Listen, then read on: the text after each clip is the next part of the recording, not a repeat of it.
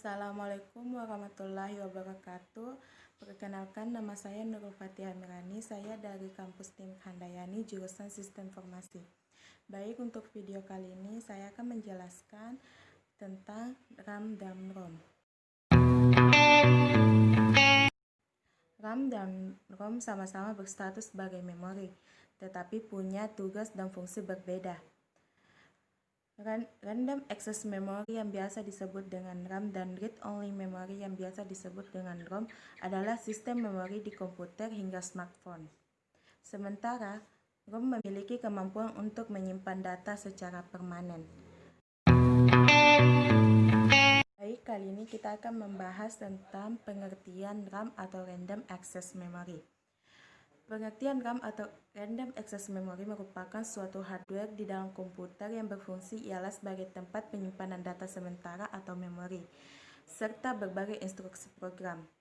Isi RAM ini dapat diakses dengan secara acak atau tidak tergantung pengaturan tata letaknya. Data di dalam RAM ini dapat hilang pada saat komputer dinonaktifkan atau daya listrik ke power supply dicabut dari perangkat. Kapasitas RAM di dalam suatu komputer ini berpengaruh pada tingkat kecepatan proses data atau loading di komputer tersebut, sehingga proses penyimpanan data, membuka data, serta menjalankan program akan semakin cepat sesuai besarnya RAM komputer tersebut. Oke, selanjutnya yaitu pengertian ROM atau Read-Only Memory. Pengertian ROM atau Read-Only Memory merupakan jenis memori atau tempat penyimpanan data di dalam perangkat komputer yang sifatnya itu permanen, sehingga tidak mudah berubah atau juga hilang meskipun komputer tiba-tiba mati. ROM ini termasuk dalam kelompok perangkat keras komputer yang berupa chip memori semikonduktor yang mana isinya itu hanya bisa dibaca saja, bahkan untuk menyimpan data pada ROM dapat dibilang tidak mudah. Biasanya ROM ini berisi program-program yang default dari pabrik, sehingga umumnya ROM ini digunakan untuk menyimpan firmware. Selanjutnya kita akan bahas tentang fungsi RAM dan ROM. Oke, yang pertama kita bahas tentang RAM atau fungsi RAM atau Random Access Memory. Seperti yang disebutkan tadi, fungsi RAM secara umum ialah untuk membaca serta juga menyimpan data. Nah, oke. Kita akan membahas tentang membaca data. Semua data serta juga informasi yang disimpan di dalam hard disk itu dapat dibuka dengan lebih cepat disebabkan peran dari RAM komputer. Yang kedua, penyimpanan sementara. RAM ini juga dapat berfungsi ialah sebagai tempat penyimpanan data sementara saat program di dalam komputer itu sedang dijalankan. Jadi, pada saat kita mengerjakan sesuatu, misal membuat proposal, maka komputer akan menyimpan data sementara, tidak permanen. Selanjutnya adalah fungsi dari ROM atau Read-Only Memory. Sebagai media penyimpanan, ROM ini berfungsi ialah untuk menyimpan firmware berupa perangkat lunak atau juga yang sering disebut dengan software. Perangkat lunak yang biasa mengisi ROM ini misalnya yang berhubungan dengan perangkat keras seperti ROM, BIOS atau Basic Input Output System. BIOS itu akan menyala dengan secara otomatis pada saat komputer itu dinyalakan tanpa perlu kita mengaktifkan media penyimpanan layaknya pada sistem memori yang lain seperti halnya RAM. Sehingga dalam hal kecepatan akses, media ROM ini juga lebih cepat daripada media penyimpanan lain. Pada perangkat komputer modern, BIOS ini disimpan dalam sebuah chip ROM yang mana secara elektrik itu dapat ditulis ulang atau dinamakan flash ROM. Selanjutnya, kita akan membahas tentang jenis-jenis RAM dan ROM. Yang pertama kita bahas yaitu macam-macam jenis RAM. Yang pertama, Dynamic RAM atau DRAM.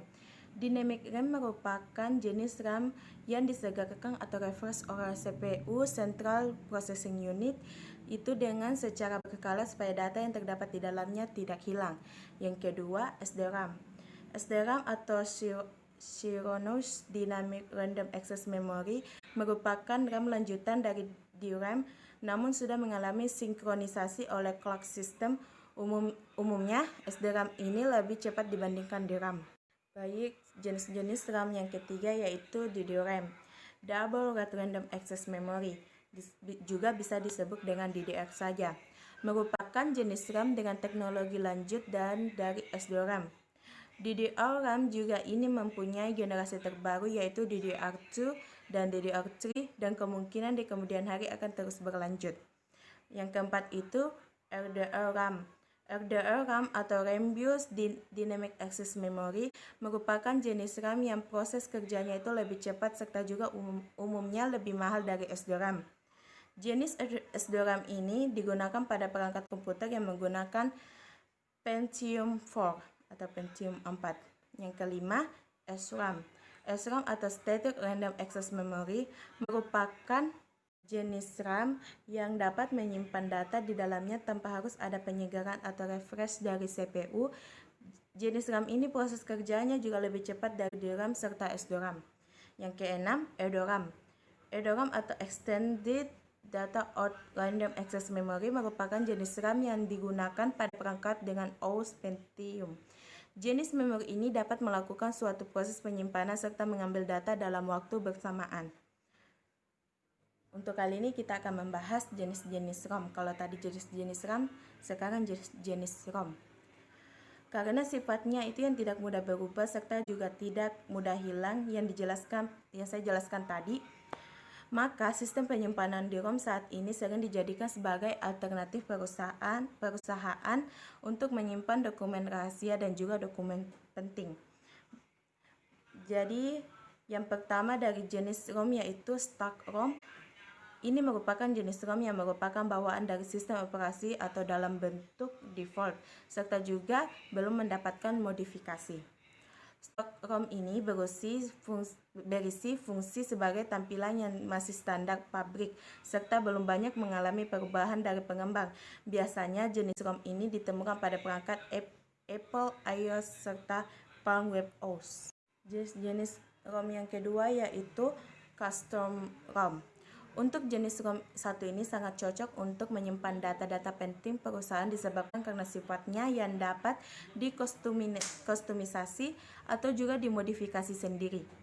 Custom ROM ini memang sering digunakan oleh pengembang independen yang hobi di dalam mengotak-ngatik perangkat komputer. Custom ROM ini dikembangkan dengan secara langsung dari Google beserta OS yang dimilikinya yang juga banyak dijumpai pada perangkat Android. Yang ketiga, manufacturer atau carrier stock ROM. Jenis yang ketiga ini dapat juga disebut dengan sebutan carrier stock ROM yang mana sudah mendapat perubahan dari pabrik atau juga operator jaringan. Perubahan pada ROM ini seperti ini bertujuan untuk dapat memberikan penambahan custom pada aplikasi. Baik, yang akan saya bahas terakhir kali ini adalah cara kerja ROM. Sesuai dengan pengertian ROM atau read-only memory tadi, maka prinsip kerja ROM di dalam perangkat komputer ini sebenarnya sangat sederhana. Pemilik perangkat komputer akan memasukkan data-data yang umumnya berupa software default pabrik ke dalam chip ROM. Selanjutnya, data di dalam ROM akan disimpan dengan secara permanen serta tidak dapat dihapus menjadi output device. Perlu untuk diketahui bahwa Anda tidak dapat mengotak-ngatik isi pada ROM, serta ROM ini hanya bisa diisi sekali saja selama digunakan. Jadi, itulah tadi penjelasan mengenai pengertian ROM dan RAM, fungsi, jenis-jenis, dan cara kerjanya. Semoga bermanfaat untuk teman-teman. Kurang lebihnya mohon dimaafkan. Wallahu muwaffiq ila aqwamit thoriq. Wassalamualaikum warahmatullahi wabarakatuh.